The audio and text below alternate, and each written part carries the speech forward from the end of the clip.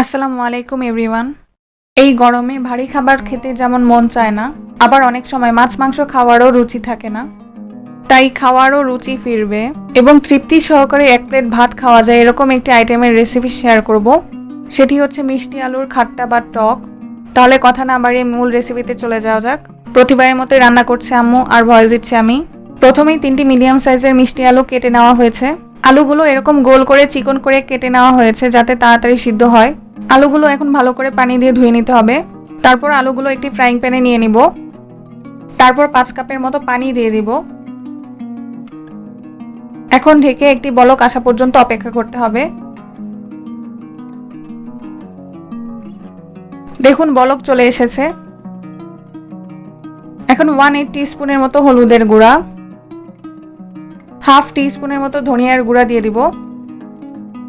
তারপর স্বাদ মতো লবণ দিয়ে দিব। তারপর সবকিছু ভালো করে একটু মিক্স করে নিতে হবে। এখন আবারও ঢেকে লো টু মিডিয়াম হিটে আলুগুলো সিদ্ধ না হয়ে আসা পর্যন্ত রান্না করতে হবে।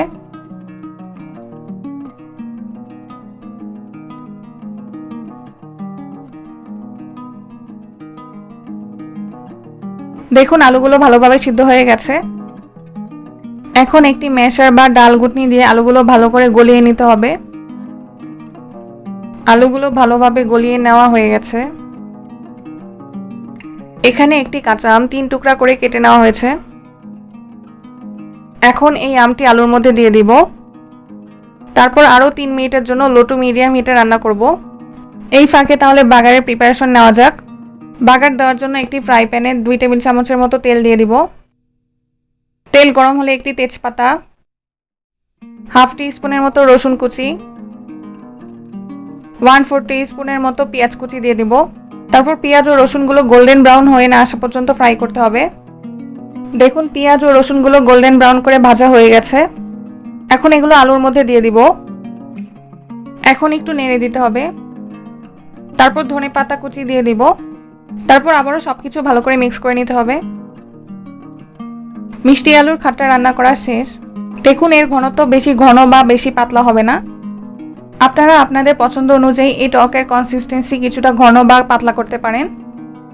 এখন চুলা অফ করে ঢেকে 5 মিনিটের জন্য রেখে দিব। এই গরমে ভাতের সাথে টক জাতীয় খাবার খেতে খুবই ভালো লাগে। যেহেতু রান্নাটি খুবই অল্প মশলায় করা হয় তাই এই রেসিপিটি স্বাস্থ্যের জন্য খুবই ভালো। আপনারা বাসায় এই রেসিপিটি ট্রাই করে দেখতে পারেন। আজ তাহলে এই পর্যন্তই। আল্লাহ হাফেজ।